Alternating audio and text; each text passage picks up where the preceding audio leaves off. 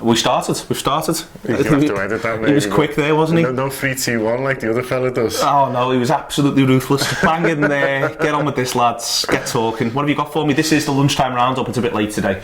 We were recording our new Liverpool ladies show. The season starts for them this weekend, so that was fun actually. It was yeah, well, I learned a lot. Nice to see Heather. It was just nice to see Heather. I haven't seen her, have we? There was a lot of new information for me. Yeah, a lot of new players, 9 ins and 10 outs. I think Robbo counted it as.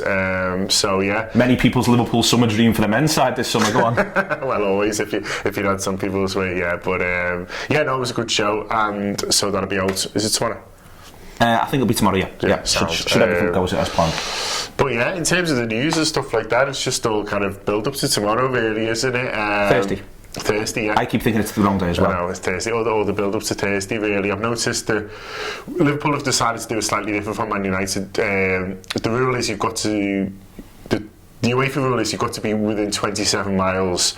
I don't know how they picked 27. It must be a kilometres thing or something, mustn't it? 27 miles anyway from where the team play. United got dispensation to stay where they were and train on Carrington. Liverpool have decided to treat it like a European game, so I don't think we'll be staying in Manchester city centre, but somewhere nearer Manchester than where we are now anyway. And Jurgen Klopp's doing his press conference from Manchester on Wednesday. That's at 5:15. We'll do a wrap up after that to round up all the interesting stuff, and then the training on the Old Trafford pitch at 6, which generally seems sensible to me. I understand going both ways, but I think there was a thing Michael Jordan once said. I'm fascinated by Michael Jordan. I think he's a really interesting character because he's probably the best basketball player of all time, but that shouldn't have been, if you get what I mean. And so I find it fascinating, and something that he used to do at away games. He used to get there, and while everyone was kind of relaxing, he'd just walk around the whole stadium and he'd introduce himself to everyone. He'd speak to the tea lady, he'd speak to the guys selling the programmes, he'd go and speak to the guy who got the court ready and all that. And he said, I wanted to feel as familiar as possible, so I wanted to feel like everyone was my friends there, even if the cars were booing or they were on about. I wanted to feel like this is like my home, so because I wanted to just be that relaxed. I want to be as relaxed as when I'm shooting in my backyard.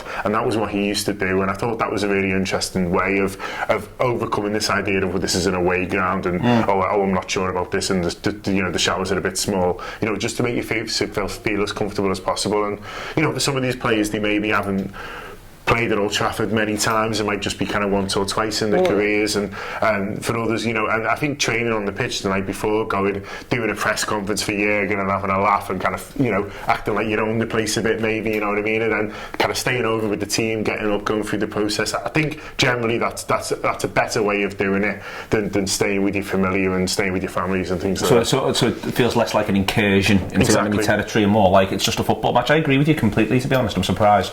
Well, I'm not surprised. I think this is one of the things that English football sort of tries to do is to have that, create these different sieges and all this sort of stuff, and I think it's completely spot on. And you've only got to look at the way in which I've seen very good Liverpool sides that have gone to the new camp freeze when they go to Old Trafford. I've seen, and I very rarely think footballers just freeze, just don't turn up and all that sort of stuff, but there's some Liverpool Old Trafford performances where I think that's the thing that most explains it, if you know what I mean. And then there's somewhere that they completely rise above it and everything works, and there's been a few of them, but more often than not I've seen Liverpool sides go there and find it all a bit finds it daunting, maybe just an awareness that they are in intensely enemy territory, and therefore sometimes overcompensate, daft sendings off, getting involved in spats, in arguments, never quite being comfortable in your own skin in that moment. It's not the idea that they're not up for the fight, it's almost to a certain extent the idea they're too fixated on the fight, and all this might help. Or you walk in, you go through the tunnel and you're like, bloody hell, this is massive, there's so many people here and things like that, and that can almost get in your head early. I don't see any harm in the night before us running around the pitch on Old Trafford, kicking a few goals in and just feeling the whole thing's slightly a bit less daunting. You and Michael Jordan have convinced me. Me and Michael. Okay, they've named the ref. It's a Serbian guy called Milorad Matsic. Excellent. He was voted the worst ref of the last World Cup. Okay, that's a thing. I like quizzing you. Do you remember who the Iran coach was at the last World Cup? You do know him. Carlos Queiroz. Well done. Carlos Queiroz on our ref on Thursday. Okay. It should have been a penalty and a red card. How can this guy sleep tonight or for the rest of his life? Or for the rest of his life?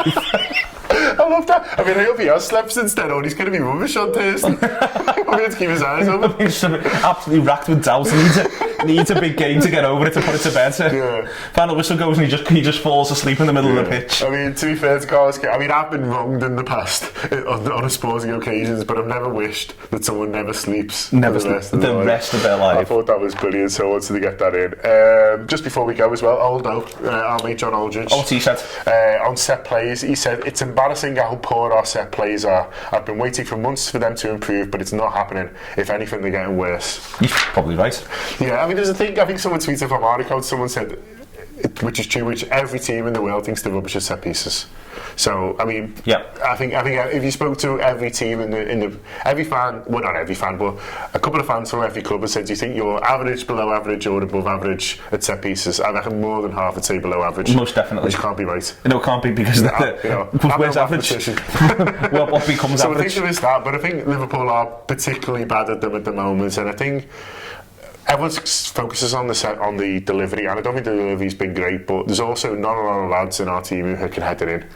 And what I always think about set pieces delivery is, if you've got a fella like Sammy Upper, it makes it a lot easier. I think obviously it does. If you're Frank Lampard and you're able to put a percentage ball in for one of John Terry, William Gallas and Ricardo Carvalho and Didier Drogba to attack, you can have the idea that suddenly you can just put a percentage ball. It hasn't got to be a great ball, because if you just create a 50-50, or even a 60-40 in Chelsea's favour, you fancy one of your lads to get a good header on it, which will do something to the goalkeeper, and also the opposition know that, so they're all concerned. But what I've noticed, if you want to talk about our set pieces, what I noticed, I think it was actually against United, we only put 4 men in the box, and we were ringing men outside the box. So the idea that when it comes out, it becomes a Liverpool ball, we've got it back and no one knows where they are, and it's in a good attacking position. And I think we've started doing that, and I wonder if we've sort of, if I wonder if between now and the end of the season, Klopp's gone, you know what we'll do?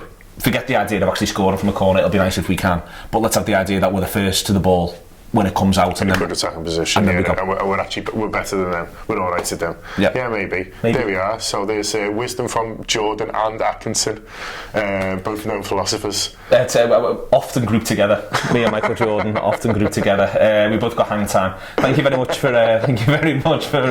today's lunchtime roundup, and thanks for watching, and subscribe and do all the other bits. All the best. Cheers.